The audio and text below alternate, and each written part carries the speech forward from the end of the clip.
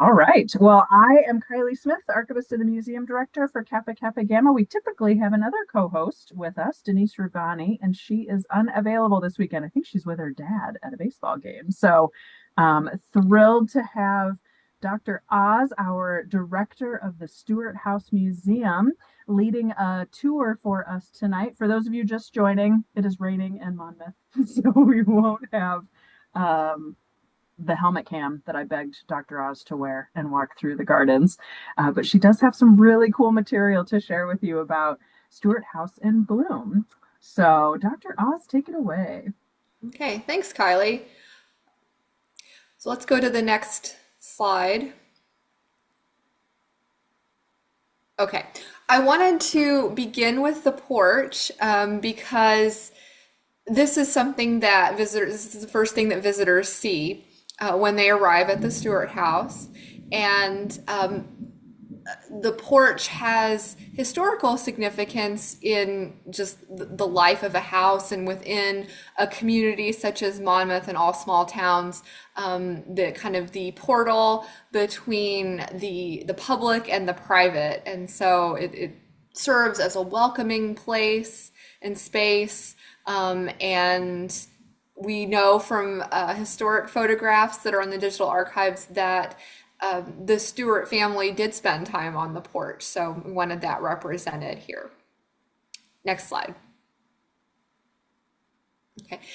Speaking of those historic photographs, as I was combing through the archives, we found some that I know I had not seen before, and some of the earliest photos that we have of the exterior of the house. And so on the left, you can see the arbor, which we'll talk more about the arbor later.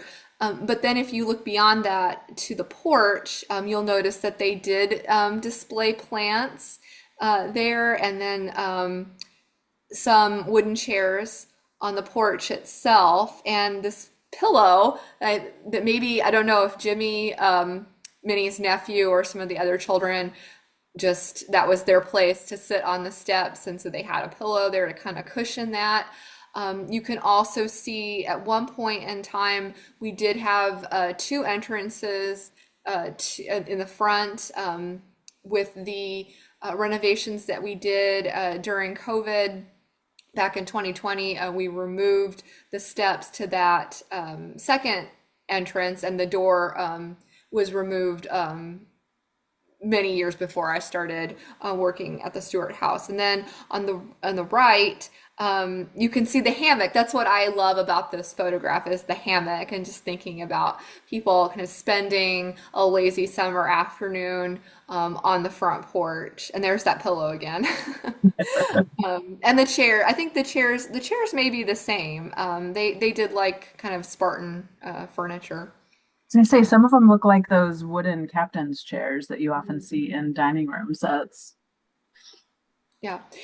And who knows, maybe William brought those chairs back from some of his world travels. And then for the landscape itself, which it has changed quite a bit over the years.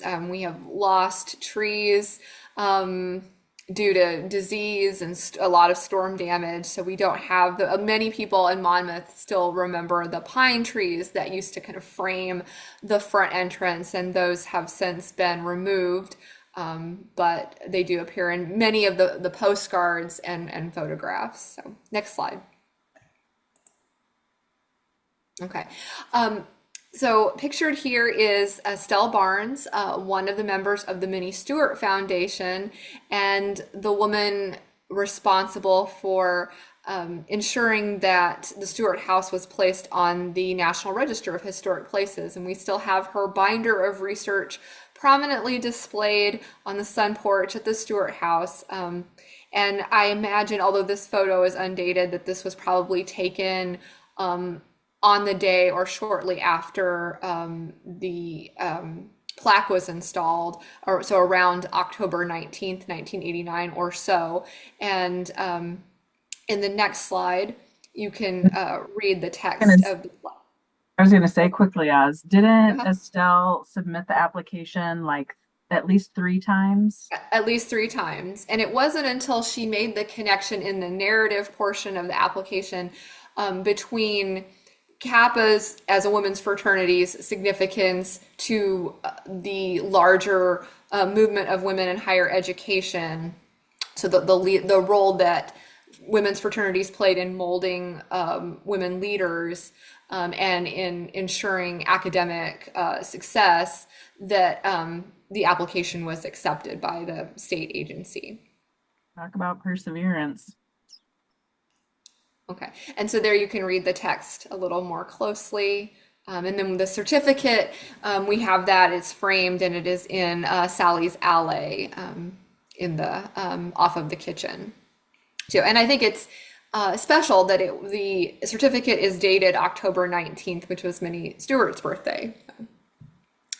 And then, as I was saying earlier, the landscape itself has undergone quite a transformation. On the left, again, many of the photos of the exterior are undated, but we think this was probably taken in the 1920s or 1930s because the back porch or the sun porch is enclosed in this photo. But you can see just the difference between left and right. And this is a current photo of the exterior, and of course our sign, and about the same angle too.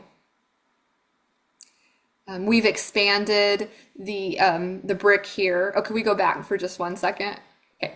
The brick here, we also expanded the brick patio in the back, and of course we would like it if at one point more names could be added here to this the brick surrounding the sign, as we have in the Marjorie Marie Keith patio in the back. Okay, we can go to the next slide now. Okay, some of those renovations that I was talking about that took place during COVID. We had some of the landscaping redone around the entrance, adding salvia plants, some additional hostas, and then some arborvitae and boxwoods. And here you can see, and we also had an irrigation system installed, and so that's why the yard is marked with all of the flags here in the picture on the right, and then those second set of steps taken out, and then the path, the walkway up here was also widened. Okay, go to the next slide. Okay. Near the house, we have little lime hydrangeas, which are in the process of blooming now. They typically, of course, it depends on the pH of your soil, which can change over time. Right now, they are white in color, but they may change. Here, they look a little pink, and we do have some hydrangeas in the sesquicentennial garden that are pink, a hot pink or azalea pink. So. They're pretty hardy. Next slide. Okay. Back to the front entrance, and because I want to talk about the arbor. So one of the things that the landscape architects asked me when they were doing an initial survey is, well, what is one of the things that you would have on your wish list that you could, if you could add anything to the yard, what would that be? And so I said, well, I would really like an arbor because in some of those early photographs, we know that the Stewart family did have an arbor, and I love the significance of that. And because Jimmy, Minnie's nephew, who I talk about a lot because he was one of the 3 children of Minnie's brother, William Stewart, to kind of grow up in the house. He was the youngest child, and he tragically passed away when he was 15. And so, we don't have very many photographs of Jimmy, but the ones that we have, he's usually doing something. And so that is also interesting to understand what kinds of activities children did back in the 1880s and 1890s. And so here on the left, he's pictured with his penny farthing, and in his Little Lord Fauntleroy inspired outfit with his floppy bow tie and his cap. So that's one of my favorite photographs. Okay, we can go to the next slide. Okay, so I got my wish, and we have an arbor now, in approximately the same place that the original one stood. I don't know what kind of climbing vine the family had, if they had a clematis. We do have a clematis here in a different part of the grounds. We decided to go with a kind of wisteria that's an American wisteria. And so we have some photos of what it looked like when we were trying to train it to grow on the arbor. And now, and you see in the next slide, it is full and bushy. It typically blooms in early May. Here's a close-up of some of those flowers. And then here it is. This is a photo that I took earlier in the spring, and it is completely filled the arbor now, and it smells wonderful. It attracts a lot of pollinators. Um, okay, we can go to the next slide. Okay, and then this is just another angle. What people might see as if they were coming up to the front entrance, and some of our new porch furniture there in the background, wicker furniture, and some urns and our hanging baskets, our Boston ferns. So one thing it's interesting to note, since we had not found those photos previously that showed like the captain's chairs out on the front porch, and now I'm kind of glad that we didn't, because we had found other photos that indicated there were rocking chairs and wicker. I think the wicker is a little more inviting than like wooden dining room chairs. Well, and we know that I think the family kind of increased their fortunes over time. So this represents that later period, probably when William was taking those trips around the world. I'm sure they Yeah. could afford wicker by that time. Okay, and then this is just a close-up of some of the salvia that is planted near the arbor.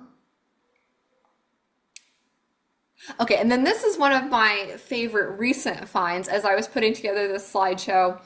Um, this is the back of the house, and pictured here in the front are, I believe, again, because nothing is dated and no people didn't typically write on the back of the photographs, to our chagrin. Um, Mary Weirhuff, Minnie's great niece. So this would be William's daughter, Lucretia's daughter. And Mary Weirhuff was the last descendant to live in the Stewart house before it was purchased by the Minnie Stewart Foundation and then turned into a museum. And then on her left there, I believe, again, this would be her brother, William Weir. And I love this photo because they're feeding chickens. We always wonder about kind of the animals that lived near or in the Stewart house. So we know we have chickens. So maybe that should be my next my next adventure. So we might have to work on the zoning, but it's fine. Maybe, but yeah. Well, Um, you mentioned their names.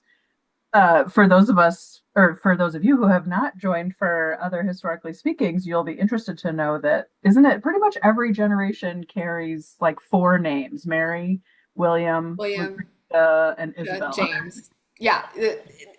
Also Uh, five names. Yeah, they with Mary they branched out a little bit because her middle name is not Isabel. Her middle name, there is a Mary Isabel Huff though.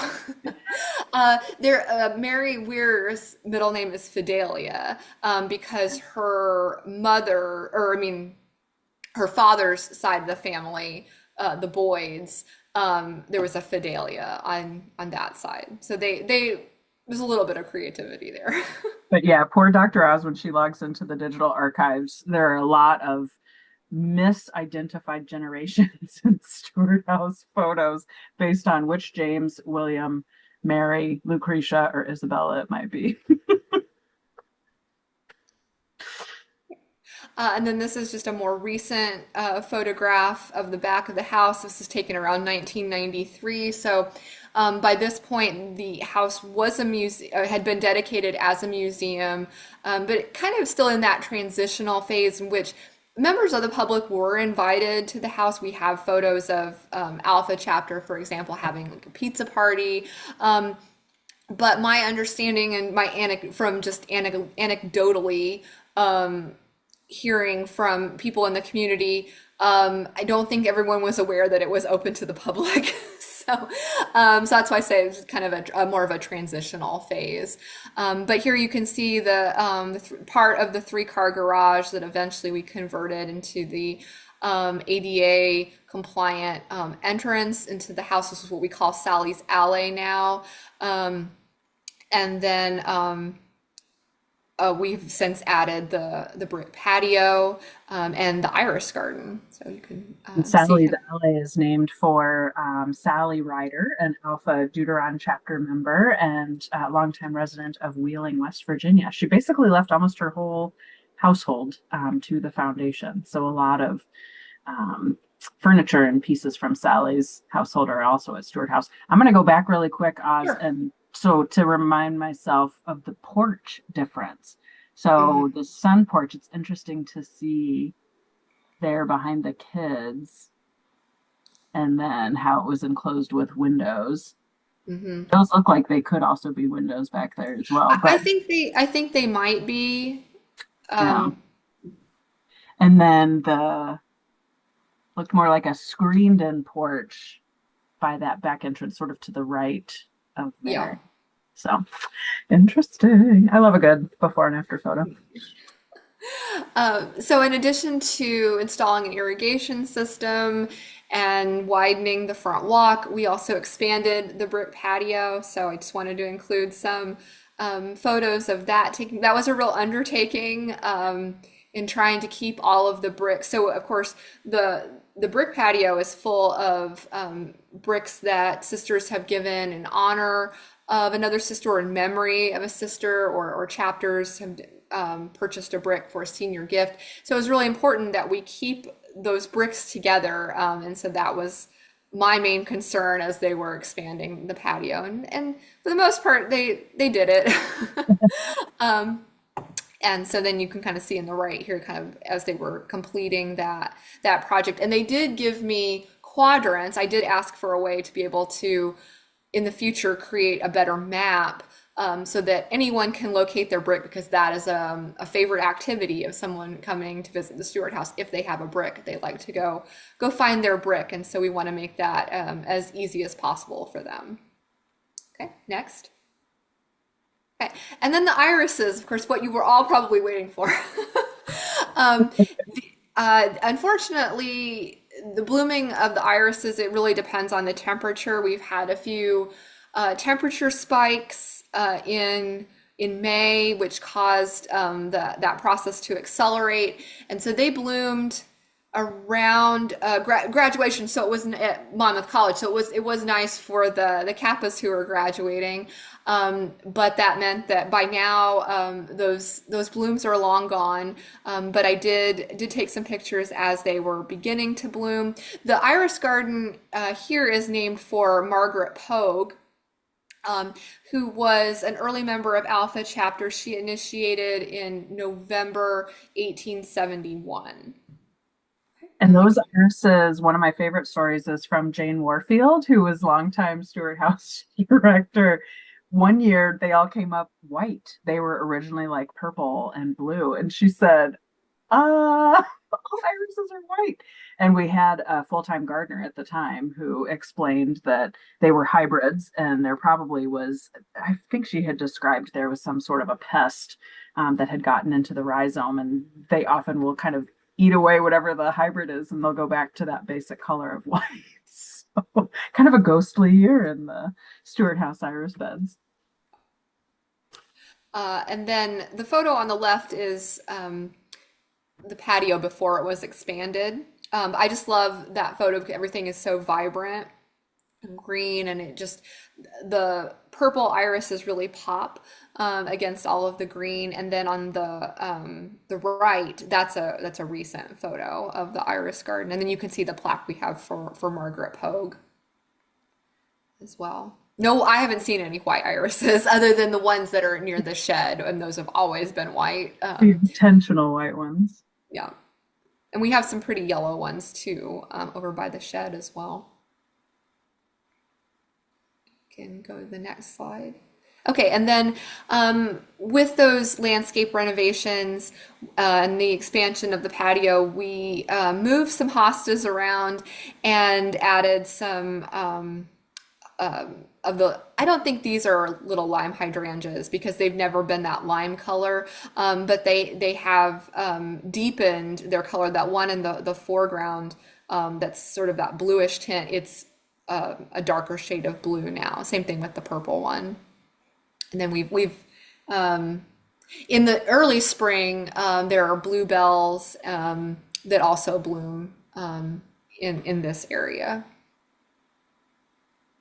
Okay, next slide. Okay, and then these are photos that are taken as you are coming up the driveway, which is to the parking lot, which is in the back of the house. On the left is the iris garden that's part of the sesquicentennial garden. These are not bearded irises. These are Siberian irises. They tend to bloom a little bit later and last a little longer than the irises in Margaret Pogue's garden. And then we also have some early in the spring, we have some daffodils that bloom, some tulips, red and white tulips. And then on the right, this is part of the driveway. And then we have named this bed of hostas for Jane Warfield, so she has her own plaque. And then the original tombstone for Mary Mariner Stewart, who was William Stewart, Minnie's brother's first wife, and her son Jimmy, who I talked about. And we have a really funny story about how when the house was undergoing some renovations after it had been purchased by the Minnie Stewart Foundation, workers discovered that this tombstone was being used as a step. And so no one is actually buried on the property. And people like to ask that No, question. so they say that was during actually the kitchen renovation. So it was when the foundation had been merged in. And I asked Louise Roos at the time, can you promise me there aren't any family members buried in the backyard? Louise said, we are 95% sure. 95. No one is buried in the backyard. That 5%. I'm sure some of the family pets are, but Right. no people. But I did notice during Golden Scots weekend, which is Monmouth College's alumni kind of homecoming weekend, that there were some people walking the trail and stopped by the tombstone and were pointing at some, like, I'll let them imagine, just, you go on, do your thing. We So could sell those plots under it. You could be buried. so we can go to the next slide. So across from that tombstone is another bed of hostas, and we have a marker for Barbara Blair Fraser, who was the first Stewart House hostess, and she was here at the Stewart House from 1989 to 2004, and that's Barbara on the right in the dining room of the Stewart House. Sweet Barbara. Okay, so back to that, so actually Barbara's hosta garden. We used to have two, Oh, do you want me to go back? Sorry. no, that's okay. It's just kind of that area, just to kind of give you an idea of where we are in the backyard. So this is part of the sesquicentennial garden here, over here, kind of Barbara's hostas. In the place of the bald cypress, there used to be a very large beech tree. In fact, many of the trees on the grounds are some kind of beech tree, but this is one that was afflicted with some kind of disease that attacked the roots of the tree, and so we needed to have it removed a few years ago. So this is probably five years ago or so. If we had not had it removed, it could have fallen in one of the windstorms, and it would have probably damaged the house. And so we had to have that removed. We did try to treat it, and unfortunately, that just wasn't to be. And so I asked the arborist, well, what kind of fast-growing tree would be appropriate kind of for this area? And so he recommended the bald cypress, and this is a current picture that I took a few weeks ago, and so it is shot up in kind of the 5 years since it was planted, and it turns a very beautiful coppery color in the fall. And then on the right, we have a hornbeam. There are a few other hornbeams in town. as well as on the right here we have the tricolor beech, which is my favorite tree. It really pops when it blooms, kind of that pink against the green. And then Kylie's favorite tree, the weeping beech. There's several other tricolored beeches in town. One that is on the Quinby House's property where the president of Monmouth College lives. And then the weeping beech, I haven't seen another weeping beech in town, but that isn't to say there isn't one, but we do have some unique trees on the property. So next. Okay. And then this is just another photo of that sesquicentennial garden, this time in early spring. So this was early April when I took this photo. So you can see some of the daffodils, some of the bluebells that are starting to bloom, and just how different it looks just in a few weeks, the difference that time makes. And then some of the tulips there that bloom just before the Siberian irises really get going. Okay, next. Okay, and then we have just the sea of purple. When those Siberian irises bloom, they're just gorgeous. And just such a vibrant purple. Okay, next, and then just a shot from a little further away so you can get the effect. Is that today's rain or another day of rain? That is a different day. Actually, that might be combined with some of the irrigation system. Oh, Yeah. Okay. Next. Okay, and then again, if you come along kind of to the back to the front of the house, if you're facing the front of the house on the left, we have a little enclosed area which I will talk about in a minute. But in front of that fence, we have peonies, which are not native to Illinois, but they are the state flower of Indiana. So I like that they're here, and they're really a beautiful shade of pink. And again, stand out against the white picket fence. our regular participants will remember that Dr. Oz is originally from Indiana. But some of our founders lived in Indiana too, so it's okay. All right. Love Indiana. Go Hoosiers. Yes. Next.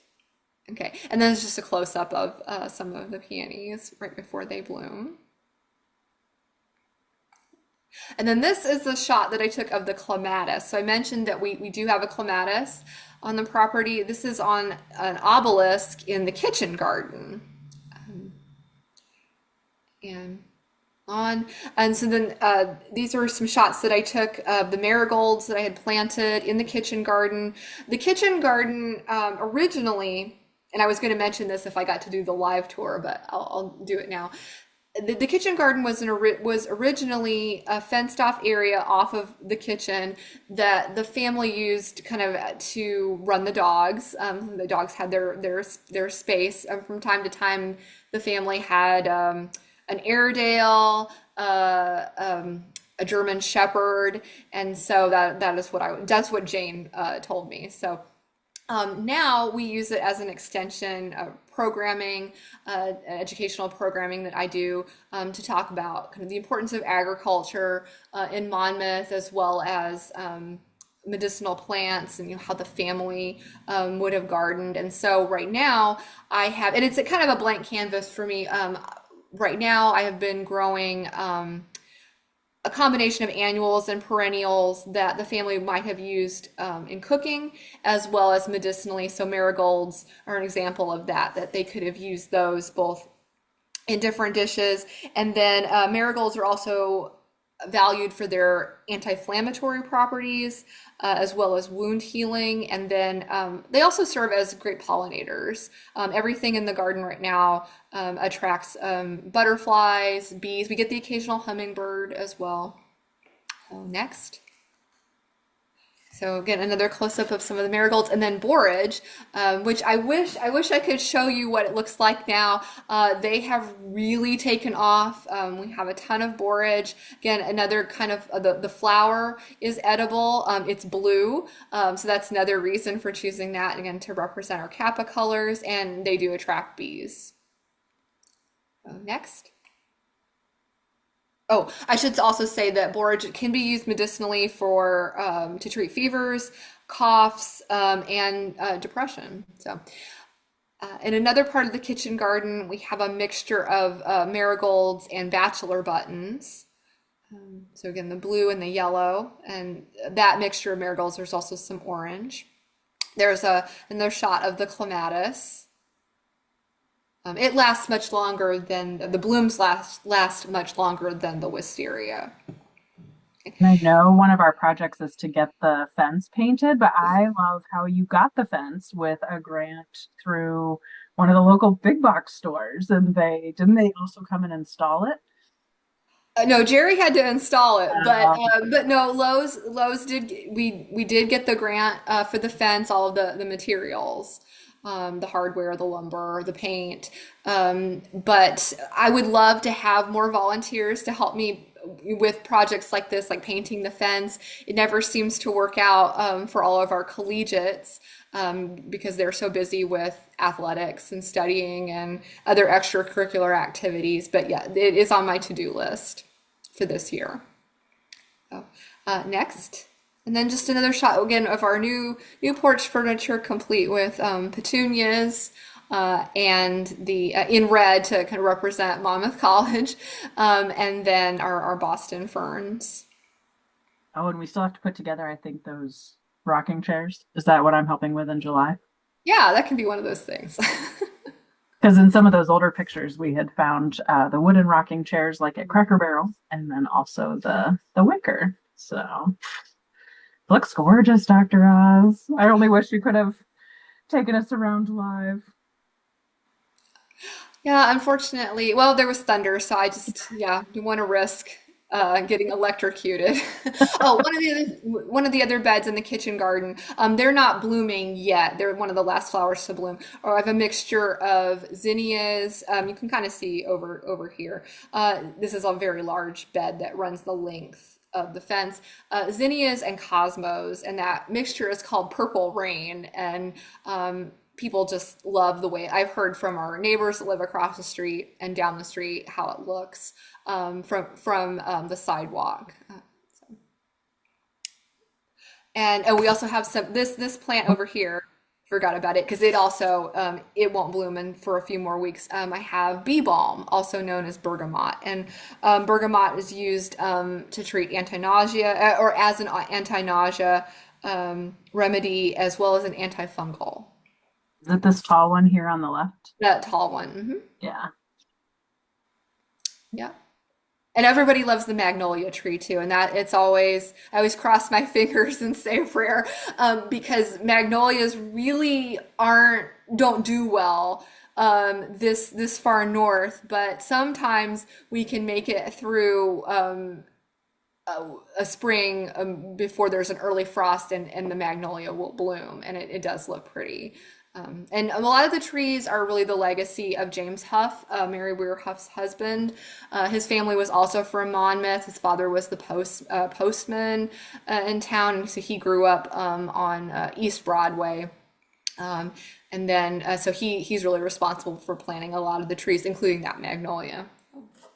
We'll post some additional landscaping photos to social because we have some really cool showstopper photos of like the magnolia when it's in bloom and different things like that. So we can add more to the album. And then I was thinking too, we can invite people who have visited Stewart House to add some of their own photos that they may have taken of the landscaping. Yeah.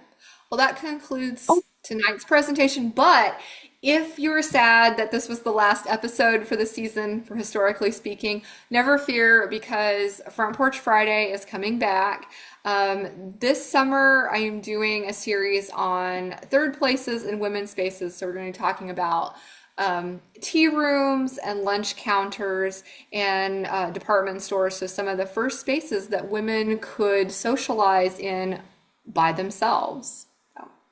And the first episode will be debuting or dropping later this month. And before we get ready for the fall season of Historically Speaking, we're gonna re-advertise the playlist with all of the recordings from this season. I'm a little behind on the editing of some of our previous episodes, so need to work on that, and then we'll launch that playlist, and then also have the topics ready to go for the fall and an announcement for that. If you have content ideas, please let us know. You can email either of us, Dr. Oz or me at headquarters. If you mark it with history, they know how to get it to us. So you can always let us know what topics you might be interested in. And oh, speaking of content, I may have a special guest join me for Front Porch Friday. I had to leave him at home because of the thunder, but my work assistant, Harry, my dog Harry, will probably be joining me for Front Porch Friday and some special content, in which he may have his own version, dog-friendly version of an egg cream. So we'll see. We're hoping So to if get you're a pet his view. lover, We're hoping to get his view of the gardens if we can get his camera and harness to work. So stay tuned for that. Well, thank you all for joining us. Like I said, we're sorry to miss Denise. She is out, but our normal co-host. But we are grateful that you joined us, and stay tuned for recordings of these presentations for this year, and then an announcement of the presentations we will have next year. Thanks, Dr. Oz.